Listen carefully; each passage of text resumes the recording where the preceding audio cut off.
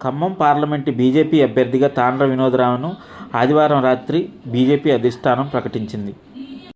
పక్కా హిందుత్వవాది అయిన తాండ్ర వినోదరావును ఖమ్మం పార్లమెంటు స్థానానికి అభ్యర్థిగా ప్రకటించడంతో ఒక్కసారిగా ఉమ్మడి ఖమ్మం జిల్లా రాజకీయాలు వేడెక్కాయి.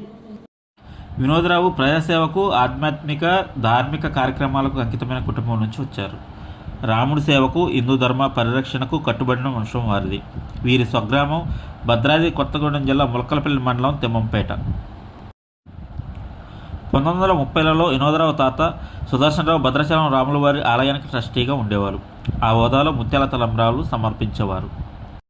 వారు ఆ రోజుల్లోనే మున్సి వరకు చదివారు. వినోదరావు తండ్రి కృష్ణారావు వకీలరావుగా పాల్వంచ ప్రాంతంలోనే కాకుండా జిల్లాలో పేరు పొందారు.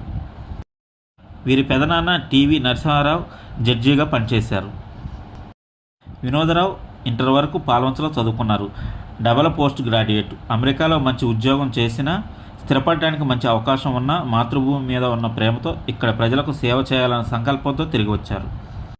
వినోదరావు గత దశాబ్దానికి పైగా సోషల్ వర్కర్గా పలు స్వచ్ఛంద సంస్థలలో ఉన్నత బాధ్యతలు సమర్థంగా నిర్వహించి పేదలకు సేవ చేశారు. ఆయన రియల్ ఎస్టేట్ రంగంలో ఉంటూనే 2015 నుంచి 2021 వరకు ఏకలవ్య ఫౌండేషన్ తరపున విద్య, ఆరోగ్యం, ఉపాధి, వ్యవసాయం వంటి రంగాల్లో సేవలందించారు. 2 తెలుగు రాష్ట్రాలు, అనేక గ్రామాల్లో వారి నాయకత్వంలోని ఫౌండేషన్ అద్భుతమైన సేవ చేసింది. ముఖ్యంగా ఆదిలాబాద్ జిల్లాలో గిరిజనుల అభ్యున్నతి కోసం చేసిన కృషి పలువురి ప్రశంసలను అందుకుంది. ప్రత్యేక విద్యా కార్యక్రమం ద్వారా 2 రాష్ట్రాల్లో 24 జిల్లాల్లో బడుగు, బలహీన, నిరుపేద కుటుంబాలకు సేవ చేస్తున్నారు. డాక్టర్ రామనాయుడు ఏకలవ్య ఫౌండేషన్ కృషి విజ్ఞాన కేంద్రం చైర్మన్గా 2017 నుంచి జనవరి 2024 వరకు ఆయన అందించిన అద్భుత సేవలు ప్రశంసలను అందుకున్నాయి. ముప్పేట దాడికి గురవుతున్న హిందూ సమాజ సేవకు వీరు నడుం బిగించారు.